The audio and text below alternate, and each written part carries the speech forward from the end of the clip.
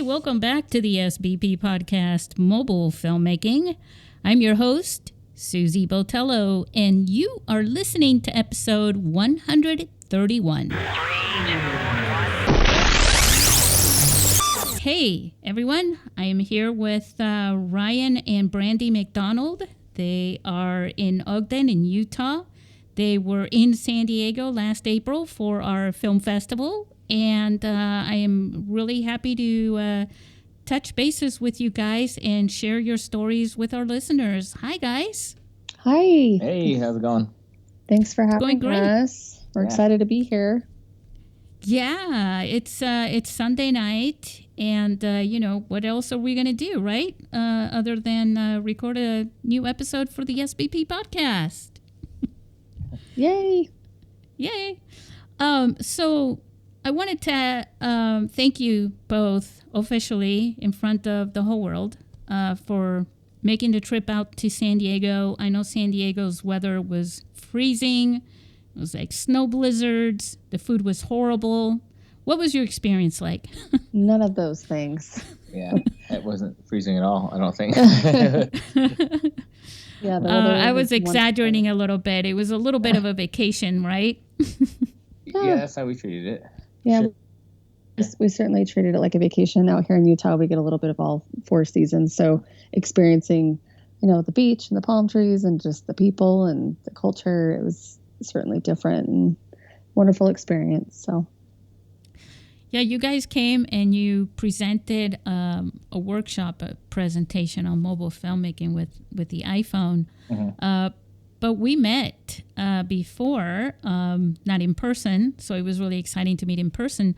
But we met because basically you guys submitted a feature film which you shot with an iPhone back in 2020 for the International Mobile Film Festival here in San Diego.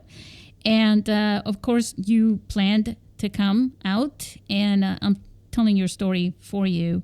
But then COVID happened, and so we had to do it online. It was really disappointing for both of us, actually. But we figured out a way of getting you into our film festival. It took a couple years. So just briefly, what was your experience like meeting the other filmmakers and just your overall experience? Yeah, I mean, it was great. It was I guess it was kind of, as far as the story of Married and Loving It, our story of making it, for me, it was kind of like bookending that entire story because we never actually made it to a festival live, as our entire festival circuit was done through the pandemic. And so for me, the festival that we debuted at was the International Mobile Film Festival. And then to kind of like close the book on it was then getting there, now 2 years later, but being there to, show everybody a little bit of the trailer, then chat about how we made the movie overall. And so it was nice to finally get that face-to-face time. And a lot of the filmmakers that we met while we were there and we networked with, we're still in contact with today. And that's a huge part of filmmaking, obviously, is having that networking. And so, yeah, so it was really good to have that face-to-face and be able to finally make that network connection with so many people that we had even seen their films in previous years when it played with ours, but then they were there at the festival and we were able to meet them face-to-face. Yeah, I have to agree. I was going to ask you. No, it was a great experience, and kind of like what Ryan had said, just it really just a debut for us. Even though there was a delay through COVID, we had to wait a couple years. It finally felt like we were debuting our film for the first time, even though we didn't screen it when we came out for the festival this year, and then we did our workshop. But it was just a great experience, and networking with other filmmakers of our level was great. We built some great relationships with great filmmakers. Like Ryan said, we're still connecting with these people today, hopefully forever. It was really neat also that Levi finally did get to make it out. Levi Austin Morris, who actually, Ryan, you met during that Zoom panel that we did. because it was after that panel that he decided, you know what? I mean, I like to twist people's arm, make a feature. And he decided to go ahead and make one with the iPhone. But it was really nice that he came out, because not only did you guys meet there, but he was a part of that film festival as well, you know, with his short film. So I just love the sense of the community with the mobile filmmaking, and to know that you all, you know, connected and made friends. This is really great, especially when you're connected through social media, because you help amplify your future projects together from different places, you know, around with different audiences, you know, and different people following you on different platforms, right? Mm-hmm. Oh, completely. Yeah, it's just been nothing but ongoing support too from one another. So it's just, everyone's just so kind and gracious, and they're excited to hear about your project and get to know you. So that was overall just a great experience. Hey, one last question about the festival itself. Did you guys enjoy that red carpet extravaganza that we put on for you? Oh, yeah. It was fantastic. Yeah, like we loved the whole Star Wars kind of setup. It was nice. It was amazing. So thank you for rolling that out for us and celebrating all the filmmakers that were there, and that was wonderful. So let's talk about your film a little bit, because you know, some of our listeners are new from 2 years ago. Tell us a little bit about that, if you can. Ryan, you made that film. It was all shot in one house. The screenplay, right, the story itself took place within several houses, technically speaking, with different couples. So give us a little synopsis about the film, and then how you managed to pull this off in such a great way, because it is on. How long has it been on Amazon Prime? Wow, probably about almost 2 years now at this point. It's coming up to about a year and a half. Yeah, incredible. I'd say about a year and a half. It's been on Amazon Prime. It is available to rent. I think it's $1.99 for the rental. Yeah, so Married and Loving It is a film that the idea at the time was, people were saying, well, every writer, I think, has heard the additive, write what you know. And for me, what I knew at the time was this previous marriage that I had for 10 years, and I was in it when I was writing the screenplay. And some of the things changed actually when that marriage ended, but it was kind of like the idea was, you know, the day-to-day life of this very toxic kind of relationship, and how things are high and low. And also with the intention of knowing that I was going to make a movie with, you know, zero budget, was, so keeping it in one location was part of that. Keeping it where it was just two characters is a part of that as well. So that way, you know, don't write it like a bus explosion if you don't have the money to do the bus explosion or the car crash. And so that was also part of that idea. So the movie's set inside of one house. It is a married couple, and it's kind of setting on the eve of their 10-year anniversary, and you know, the highs and lows of what can happen in a day-to-day. And then as the production, as we were kind of going through the pre-production aspect, the idea came, well, what if we had different actors for each scene? And so it can be interpreted. Originally, when I wrote it, it was meant to be the same couple, but it is also interpreted then, is it many couples? Is it all of us? How does that work? And really, it was kind of a way of breaking it up. What I was afraid of was having kind of just a talking heads film, and I was trying to find a way to make it interesting overall. That really worked. I had no idea that I mean, maybe you said it before and I missed it or I forgot, but I did not know that it was all just one couple originally, and you decided to split that, because I think it worked a lot better, definitely the way you made it, the way it ended up. Mm-hmm. Yeah, I guess also the worry was because knowing that we're shooting again on zero budget, and And I've had situations before in the past where you have an actor who's lined up to do the job, and let's say they have like a beard or they have long hair or something like that, and then you start shooting and they at some point shave their beard or they change some kind of a appearance of themselves that it's like, well, you weren't thinking about the production in a sense, and I needed you to have that for the next 8 months. And so having that worry, my best friend and also producer on the film, Jason White, him and I were chatting about that, and then he had said, well, why don't you do what Luis Buñuel had done for Obscure Objects of My Desire, which is where you have an actor, you have one character but played by multiple actors, and then that way you could just film the pieces separately with different actors. And as soon as he said that, it just hit, like it was like that's exactly like the creative change that I needed for this not to feel monotonous about just the two actors like screaming at each other the whole movie. And also because actors, over that length of time hope to get other parts in other movies and projects, and that might not, the beard may not fit right for them at the time or whatever. Yeah, and we did have that. We had moments where, because it's a narrative piece that only I know because I wrote it, but like there's a section of it where it's like the character's like shaving, or and so there was moments where the actors get on set and they're like, hey, I have a commercial that I'm actually shooting next week, but they want me to have a goatee.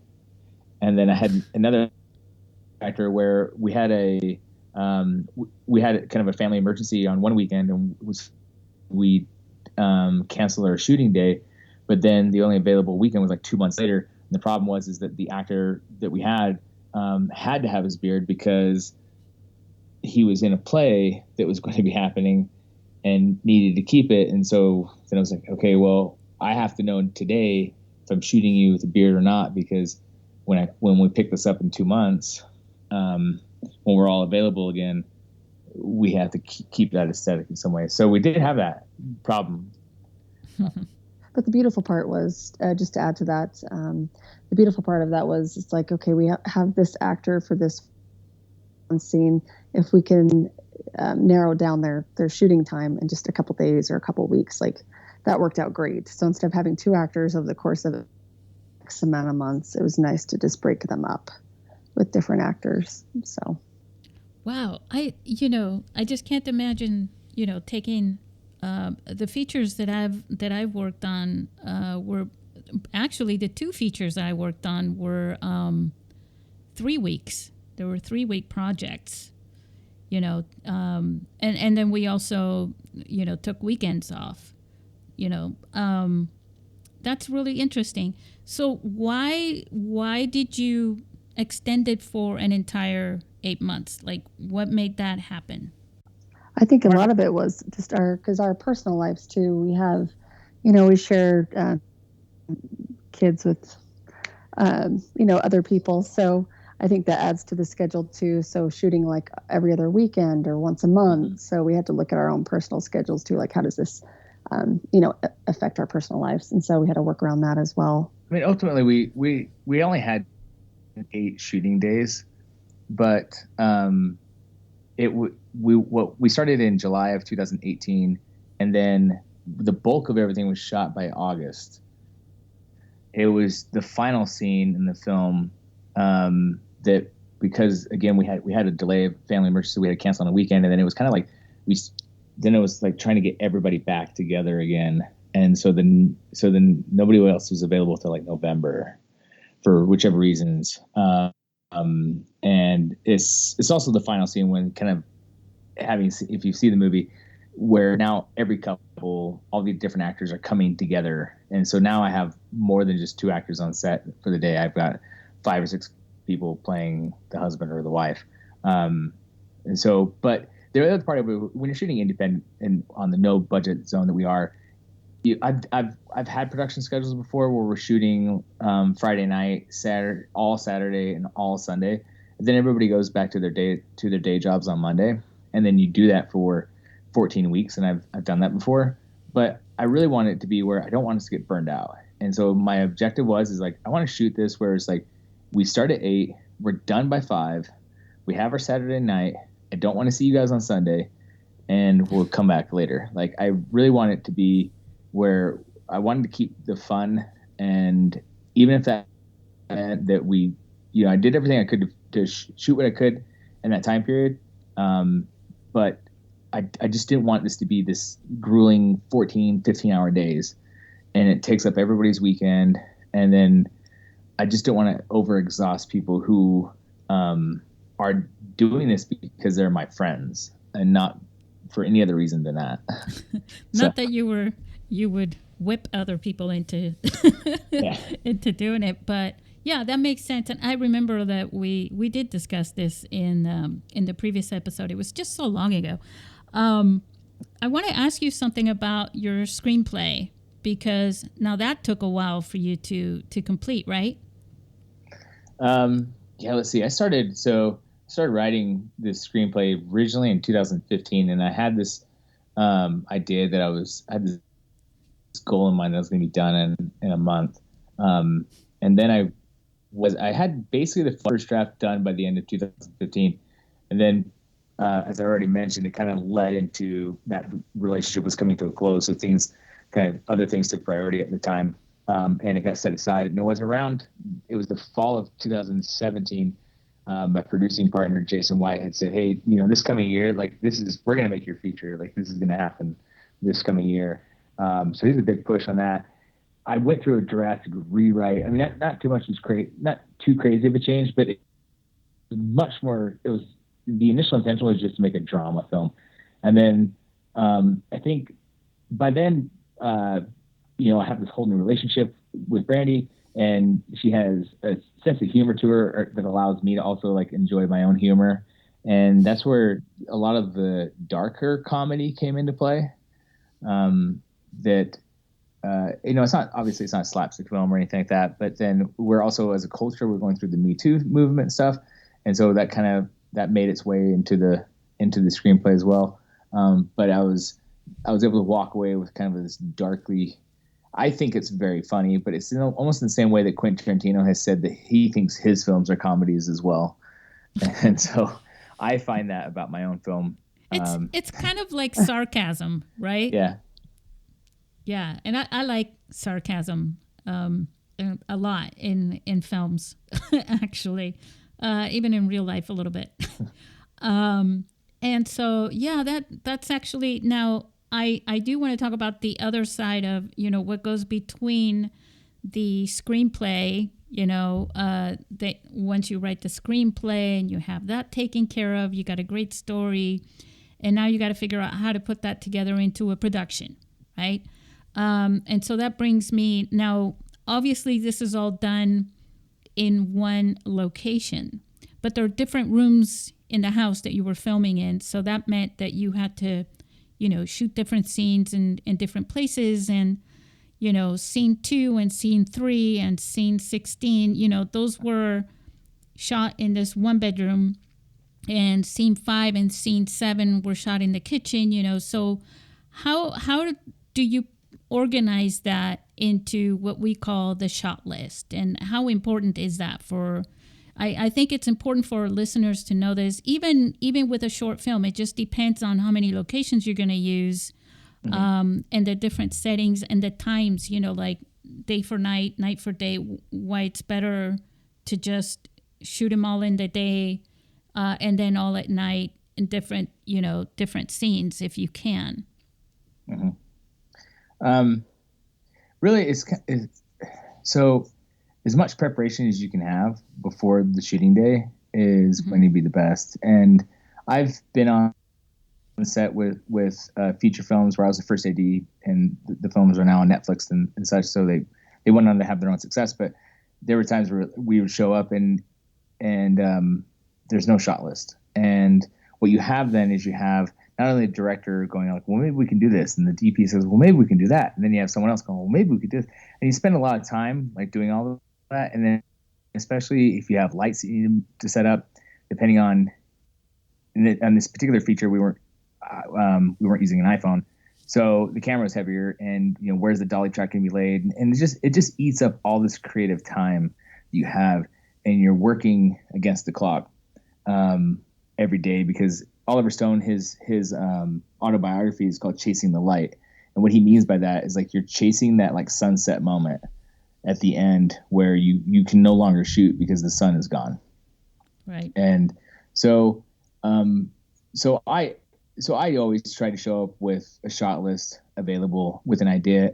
Even, I do a bird's eye view of on paper where the actors are going to be, where the camera's going to be, what is the camera going to move, things like that. And then also we have, it listed out in a type version, shot 1, shot 2, what that's going to be. Because you have to translate this to someone else as well. As far as your DP, you have to translate this back to the actors, because you want them to cue at certain moments to move so that they move with the camera at the same time. And so as much preparation as you can have, because anybody who's shot a film knows that it's basically just it's a war zone, and anything can happen at any moment.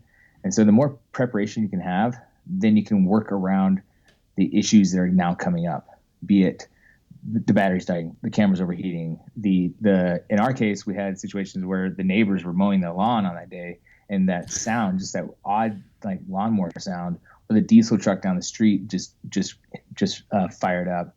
And so you're constantly kind of battling these other things.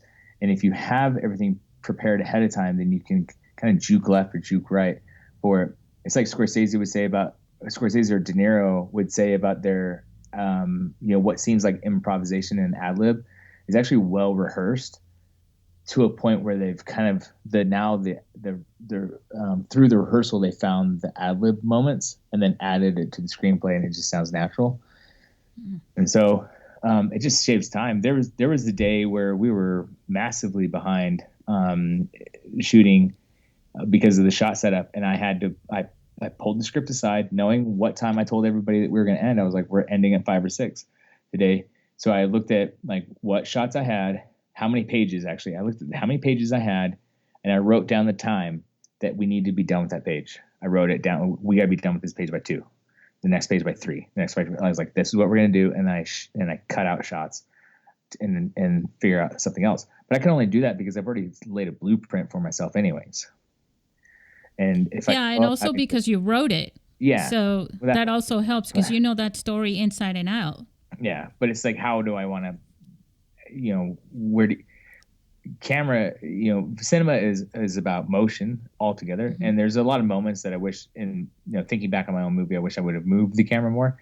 There's a lot of moments where I did move the camera and I'm like, okay, that's exactly what I should have been doing mostly in different times. But you have to have that shot list. You have, as a director, if you're the person directing this, if you have to see this thing visually all the way through, and if you have that vision in your mind, that has to go on paper just the same way that when you wrote the script, if you're the writer as well, it has to go on paper, because you have to translate this to other people and have like a battle plan for what you're doing for the day. And you had a lot of experience as an AD, because one of the jobs for the AD is the shot list. Mm-hmm. Yeah. Well, and up until the point where I made my feature, I mean, I've been making short films for 15 years. I also went through film school. There's a lot in there, but I certainly have I shot a day without a shot list? Sure. But I mean, you gotta be real.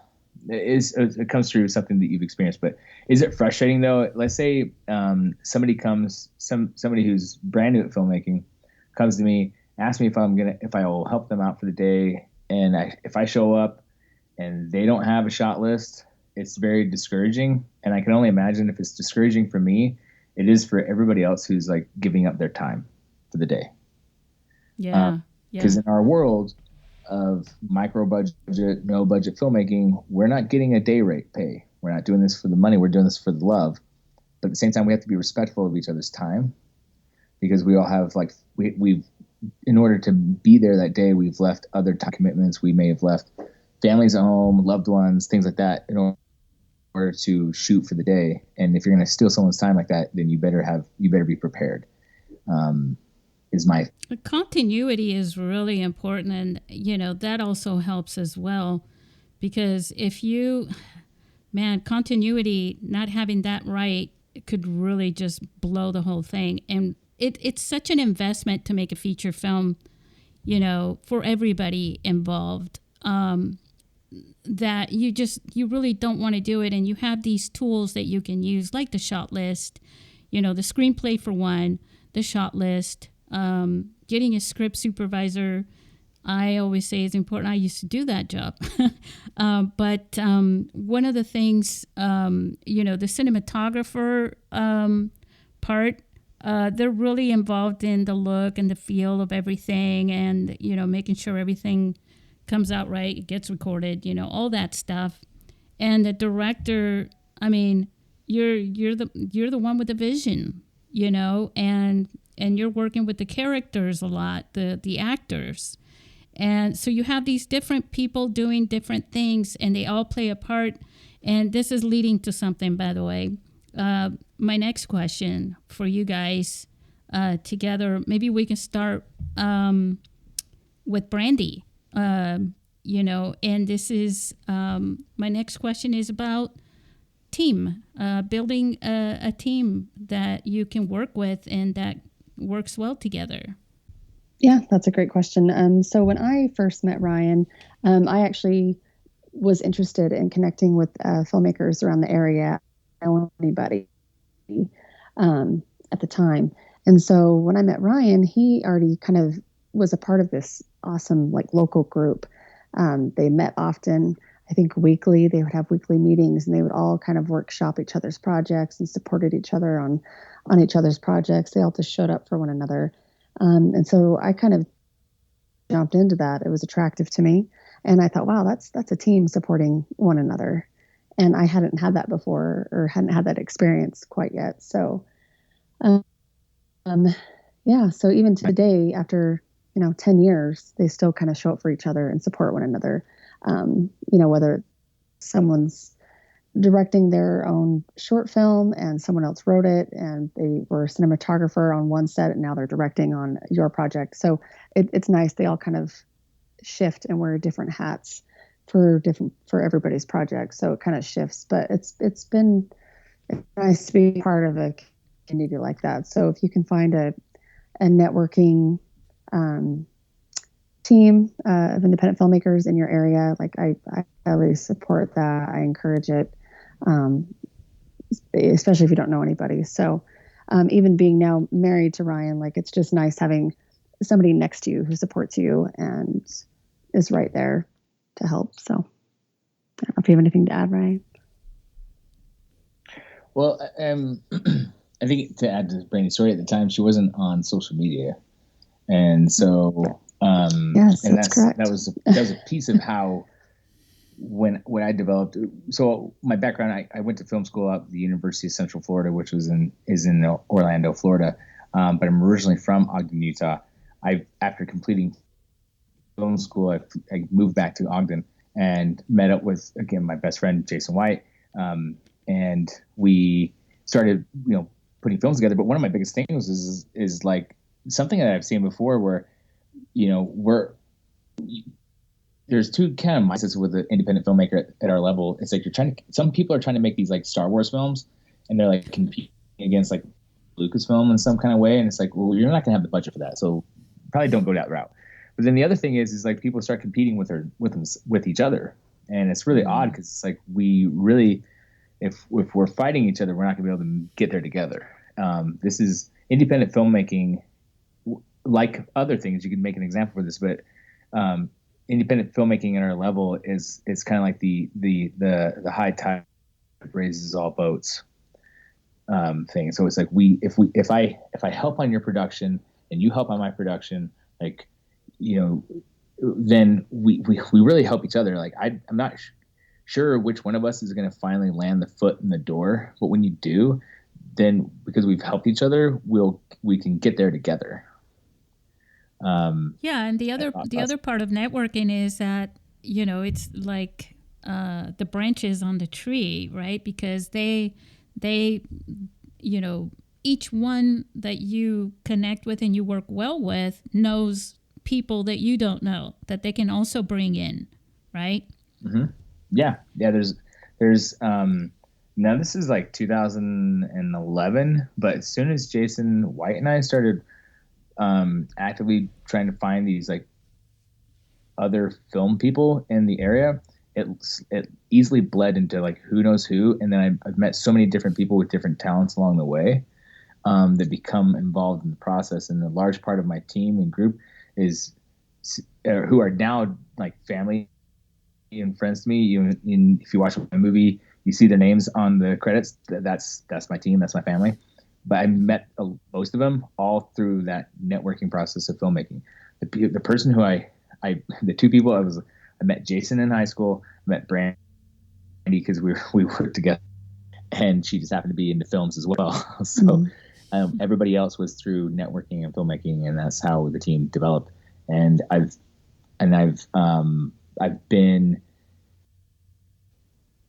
just simply production assistant at times. I've on their stuff. I've been producers on their stuff, and I came through for them, and at times, and I was very fortunate to have it where they came through for me. So.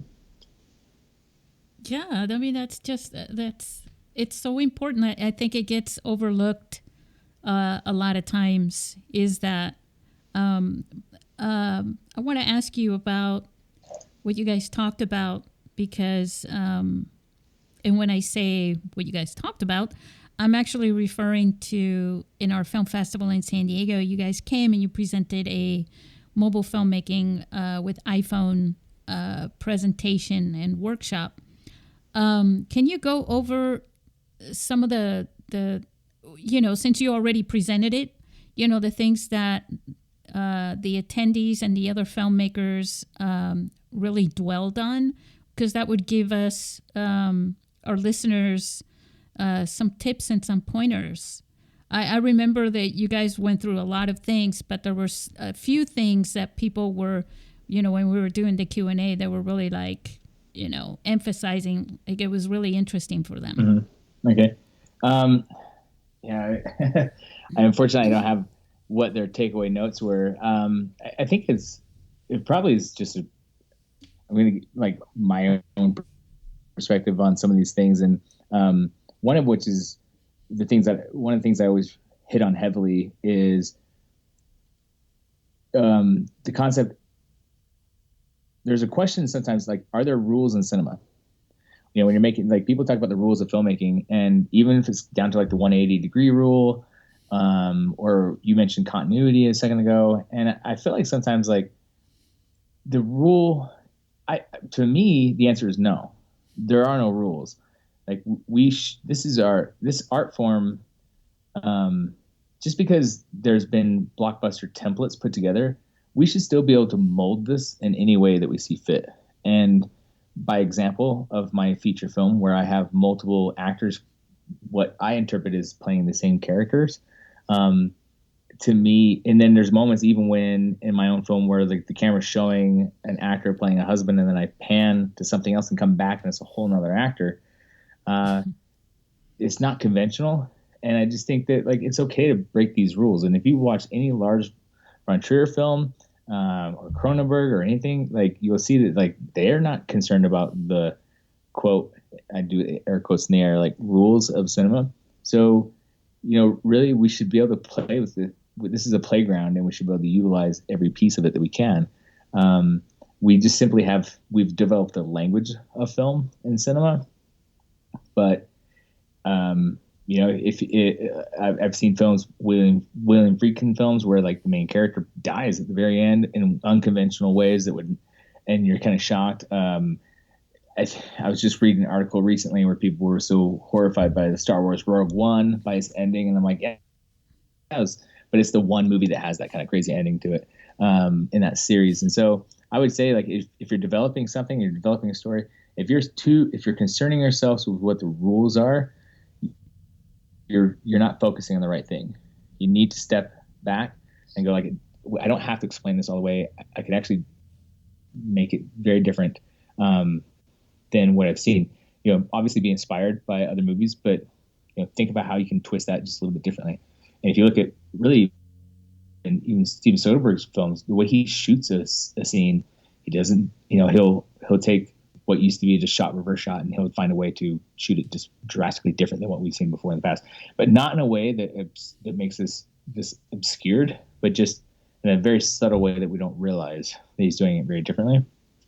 It's like innovating. It's like innovation, right? You're taking the things and the concepts that are there and you're making them, you're improving on them, but you're doing it in a way that's unique. Mm-hmm. Because if all the films are the same and they all follow the same template, right, then it kind of gets, who's going to watch the next one? Yeah. Well, and, in the very early days of cinema back in, 1890s and leading into the 1910 and stuff like that, an innovative style would have been panning to the left, like just simply making the camera go from left to right, or, parallel action where you have, you have a train robbery going on at the same time. You have the police gathering their guns and going after it happening at the same time. And that type of style and editing was groundbreaking, and it's what we see now day to day. But we shouldn't stop innovating in this format. And when you're shooting with no budget, nobody's there to stop you. Like it's kind of like if you idolize the Francis Ford Coppola and the Steven Spielbergs back in the day, in their era of jumping right after the Bonnie and Clyde film would come out, and so now they're Coppola's often wherever shooting this epically long movie, Apocalypse Now, like nobody's stopping them. And we hear today about Warner Brothers just they just shelved the Batgirl film. Warner Brothers got in the way of the Justice League film. We hear all these times where the suits, as we call them, are dictating what is being seen and things like that. Well, when you're shooting at our level, nobody's here to stop you. So at this point, create the next camera move, create the next piece that's especially with an iPhone or a Samsung or whatever, in any smartphone, you have the capability of literally reinventing cinema, right? Mm-hmm. Yeah, absolutely. And I think just when you're at a low budget or no budget at all, you're forced to be more creative. It's like, how can I, make this more entertaining? So like Ryan mentioned earlier, we bring in more actors to do these parts instead of camera style, instead of doing shot, reverse shot. What else can we do? Ryan, I think I missed that one shooting day, but the scene where we're throwing dirt on top of a, what was that, like a plexiglass? It was your idea. There's one character burying the other, but it was like Brandie said, do the shot where it's the camera's looking up from the grave and we're throwing dirt right on top of plexiglass. Right, from that victim's point of view. So, it's just being creative and working with what you have. And I think that's what makes independent, low budget filmmaking visually wonderful to see, honestly. What were some of the other things that you touched on during the workshop? There was what I finished it also with, making your storytelling kind of concise. So when, I think probably everybody's at some point has read a feature film screenplay that there was a lot of fat that needed to be trimmed.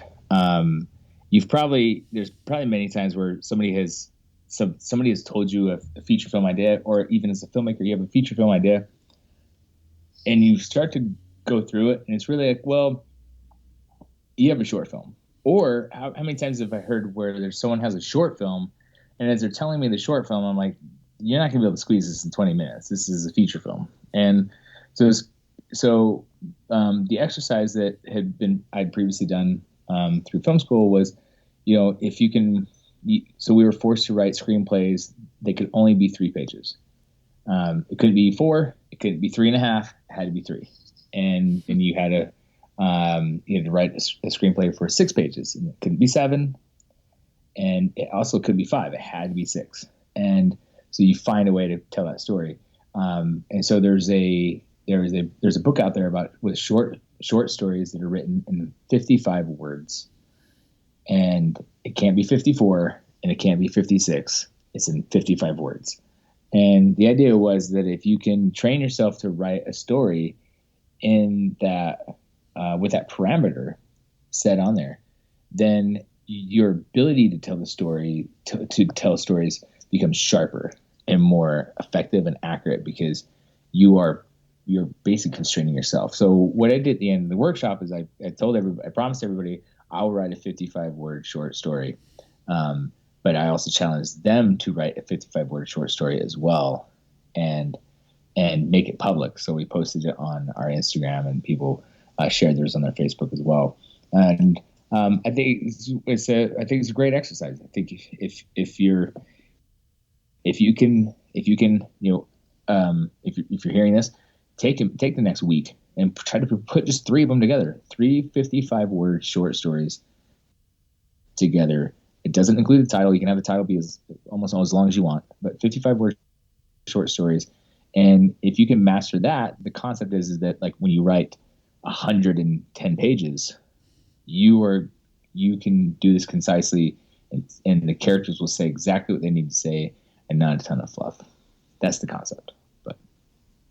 But yes, I almost forgot about that. I know you gave them homework, but I forgot what exactly it was. Gosh, so much has happened since April. I mean, we're only like 5 months from there, but it seems like it's a year. That's a great exercise. In the films that I worked on, they were all short films for the most part.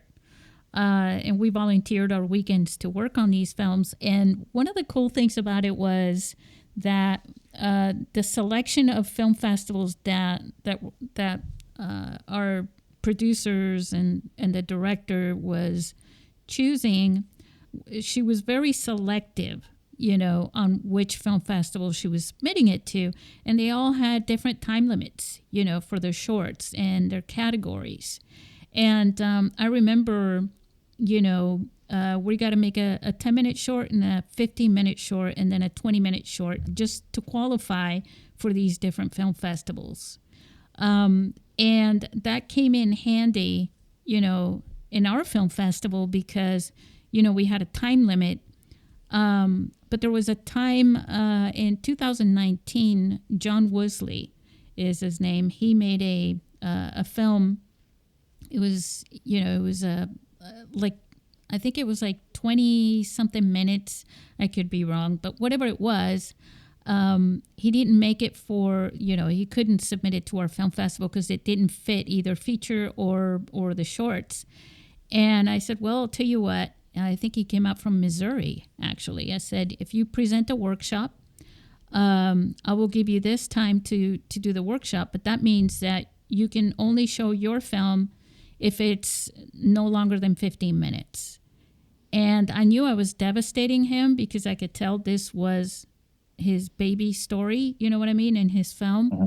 But I also knew that he could cut it short, that it actually would be better. But I wasn't going to tell him that. I just gave him that choice. Uh-huh. And so he went ahead and he did that, guys. He shortened that film to 15 minutes. And he loved it. He showed it to people, and it worked better. And he actually won another film festival because of it, because of that. So he thanked me for, sort of forcing his hand at cutting it shorter. And sometimes that happens because you're shooting, you wrote it, you shot it, you directed it, and now you're the editor, right? It's all in one hand. And you can fall in love with so many aspects of it. But for the quality of the story itself in a film, it's very hard to pull out and see that from a different perspective, which is the combination between, a producer, right, and the viewer, right? Oh yeah, yeah. I think, we've had to do it a couple times. so we did. So Brandie's short film, which also played at the International Mobile Film Festival, is called 5 on 7. I was thinking of Mary and loving it. So, it was in the 2021 festival circuit. Yep. Yeah. But she also had another festival that it was women focused, I believe. It was like a women and wine film festival, and it had to be an exact 3 minutes. It was like 3 minutes, not 3:01, not 3:02. It was like 3 minutes, and it was already a short film. So I remember, and I directed it, I wrote it, and I had to trim it up. So, and I didn't want to trim it. I didn't want to kill my darlings, as they say when you're writing a manuscript.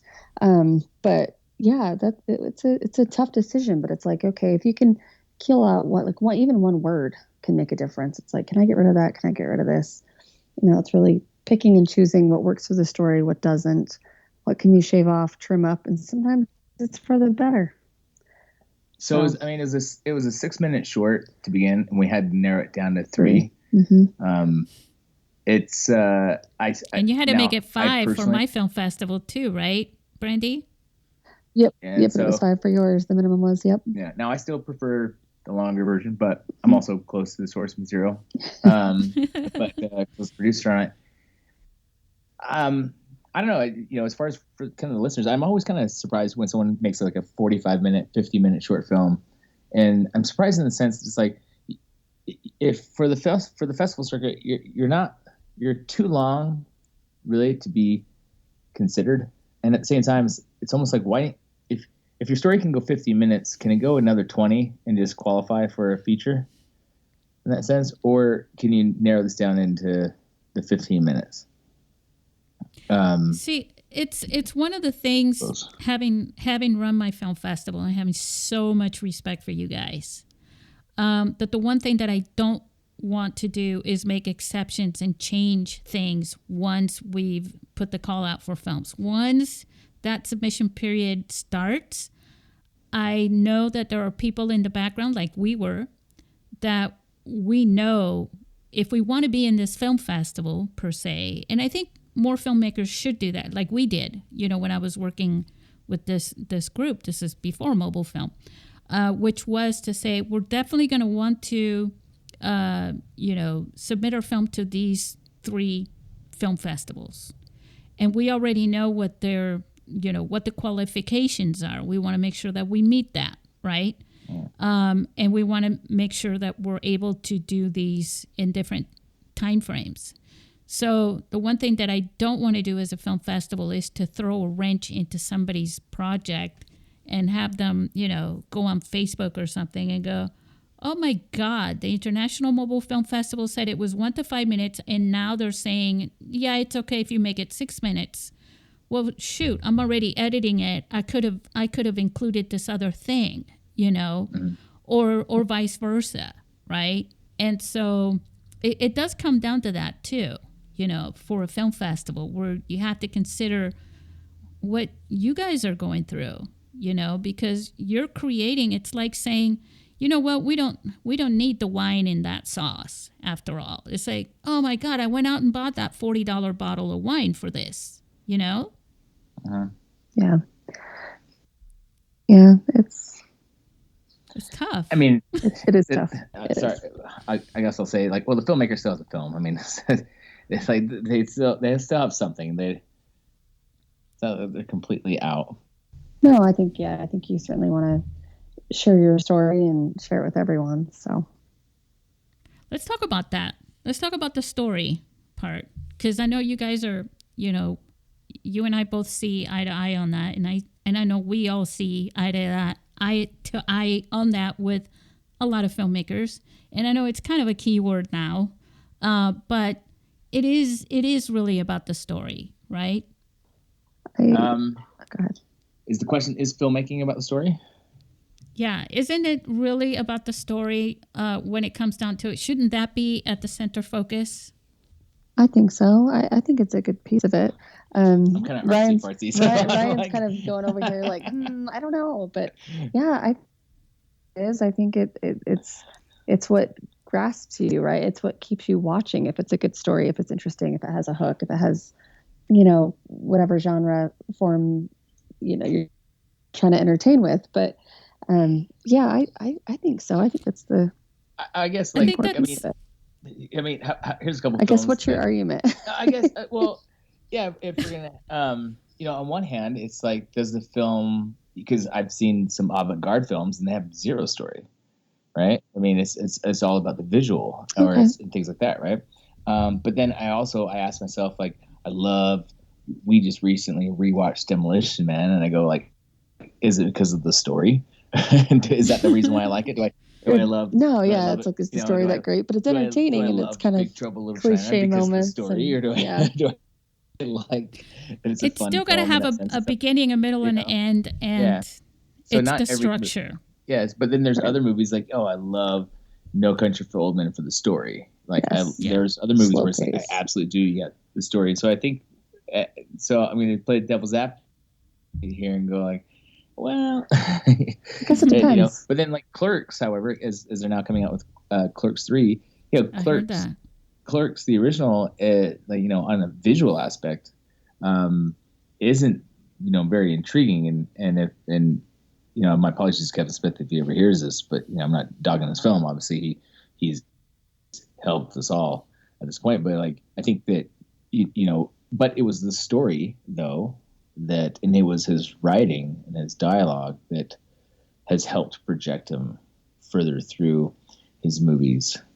Even when I've seen Kevin Smith now 3 times, not like met him, but gone to his shows, and he'll talk about like kind of like when it was like Chasing Amy and the way that he was shooting it and kind of how flat some of the backgrounds were and things like that. But it's because it was the writing and it was the story that really helped push it along. I mean, there's so when we say story, a lot of times people are connecting to what you write. You know what I'm saying? And how that plays out. But there's a lot of storytelling that's involved with every aspect of the production and the post-production. When you're color grading, right? The effect of your film as the story can be emphasized not just in the writing, but also in how that is perceived by the viewer. Because one side of the story is how you see your story, how you're composing that story, and how you're telling that story. But what does the person on the other end, how do they perceive it? Because if they perceive a different story than what you have, as long as it has an effect on them, then you're really okay with that. You're not going to go, and bash somebody over the head. You didn't get my story right. You know what I'm saying? It has a lot to do with that. We watch films more than once, right? When we have different moods, right? And they hit us differently.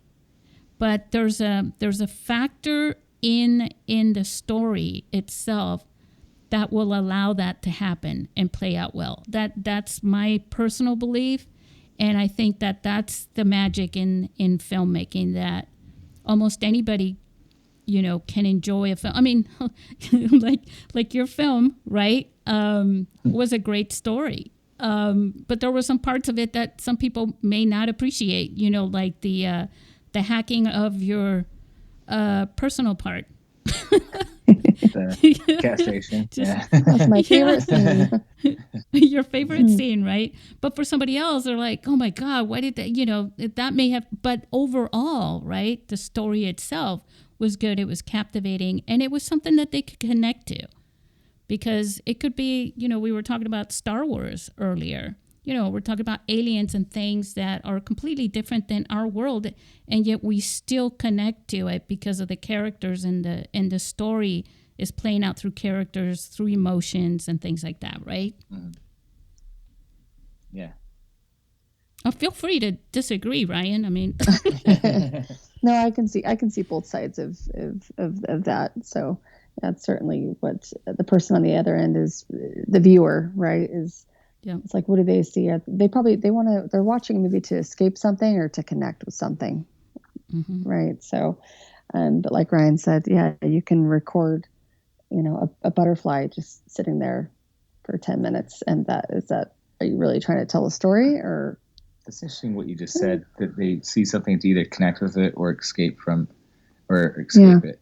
Because in the sense of, now you just said the butterfly thing, it's almost like in a movie that, if like an avant-garde film, kind of like a museum showcase, kind of a film, it's almost like we would bring our own story to the table, in a sense, kind of like a what's the editing trick that the Russian guy had figured out, where it's like you take a man looking in one direction, and if you cut to a dog, your emotion is different than when you cut to a woman, the way you think of him, kind of thing. That is the psychology. It's almost like you brought your own. So in a sense of, absolutely.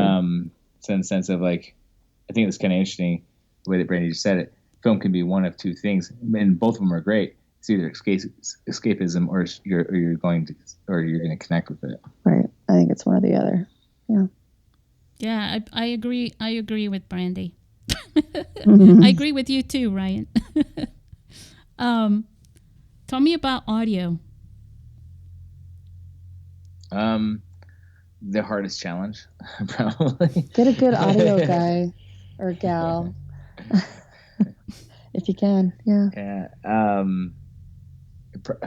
Yeah. In hindsight, maybe in the days that they invented audio for film, it was probably like a curse and a blessing at the same time, because it's one of the hardest tricks of the magic show to pull off.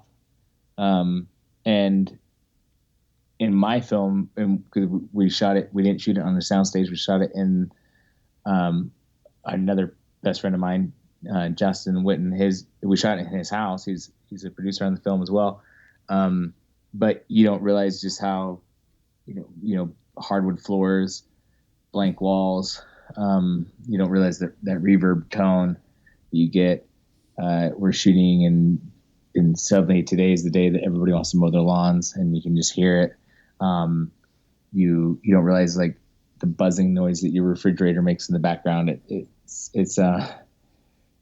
one of the many challenges of overall. We had a great sound guy for our movie, who we found through networking. Actually, Brandie found, who really brought a lot of experience to the table. Also an independent filmmaker, and was able to help us out a lot through just having somebody who was just somebody dedicated on the sound quality overall of a film. Yeah, Johnny Griego, he was our sound guy. He was fantastic. He had a lot of knowledge and a lot of experience just on what to look for, what to expect, what to plan for. He was, he had all the contingencies in place, honestly. Brilliant guy. So. Yeah, I would definitely suggest to, not think of audio as a secondary thing. You need a camera to record, yes. The camera does have a microphone, yes. But that's not sufficient, mm-hmm. For the audio. Go through some testing. Do some prep work too before you shoot if you can, and just get those nuances out the way if you can. Obviously, you can't control all the outside noises and disruptions that happen. Again, we're working with low budget, no budget. We don't have these big studio sets that we can control the environment. So you have to kind of plan for those things. Another thing I wanted to bring up is, you're talking about how many films you guys have worked on, and Ryan 15 years. And so I do want to make a little bit of an announcement here that Ryan and Brandie are going to each be on separate panels for this, the 12th edition of the International Mobile Film Festival. And that is, Ryan is going to be one of the judges for the feature film competition. And Brandie, you're going to be one of the judges for the screenplay competition. So I wanted to thank you both for doing that. That is the toughest job. We are so excited. Yeah. Yes. Honestly, I'm really excited about reviewing the screenplays. That's my bread and butter right there. I love reviewing screenplays. So I'm really looking forward to it. I think that's my favorite part of filmmaking is screenplay writing. So absolutely delighted. And Ryan? Well, if you're listening to the podcast and you're thinking about submitting your film, and now you know that I would be one of the judges. As you can obviously hear, I have a very eclectic palette around film. So around as far as I enjoy art films, I enjoy even Demolition Man and such. So I love seeing new and challenging things with film, and so I'm looking forward to seeing what kind of movies people have put together. Yeah, now on the feature film competition, it's all narrative films. But, there will be different, horror and drama. And, we had our crime spree, not crime spree, oh my gosh, the crime drama from our friends James Smith and Caroline Spence, whom you met. Yeah. They are wonderful people. Yeah. And so, there's different, we had a Western shot on the iPhone. So anything goes pretty much as long as it's a narrative film. But I can't thank you guys enough for taking on that job. I take that job of selecting the judges. My God, I work on that all year. Because it's a very important and crucial part of it. And I stay out of that. So it's going to be in each panel, it's going to be in their hands. And so, by the way, we should let you know, let me go ahead and take advantage of this and say that the deadline for the regular deadline anyways, for the feature film competition is October 19th. So you still have some time to submit a feature film. Just go to internationalmobilefilmfestival.com. You'll see a big button to submit on Film Freeway there, and do it that way. And it's the same thing for the screenplays. The screenplays are for shorts, and they're about 6 to 8 pages on a screenplay. We don't want your 130-page screenplay, right, Brandie? Right. Yes. Yeah. Just send us the shorts for now, and I can get to the features later. Yeah. Yeah. All right. So do you guys want to add anything? I guess if there's what's the deadline, Susie, for the screenplays? Oh, don't put me on the spot like that. I'll write it down on there. Hold on a second. Let me open up. I should mention to our listeners while I'm doing this, that we have a brand new platform for newsletters and to bring the community together, which is internationalmobilefilmfestival.substack.com. And we've got a page where all the deadlines and the regular deadlines and the extended deadlines are. And for the short screenplay deadline, it's November 20th. November 20th. Okay. Yeah. So that's the regular deadline for that. And for the shorts, it's November 19th. So, we also have a smartphone photo contest. I don't know if you've heard about that, but that one is, telling a story with one photo, but you can submit, I believe it's up to 6. We'll select one. And that deadline, again, I'm going with the regular deadlines. They cost less. And that's November 21st. So, October, November is probably the dates that you want to think about.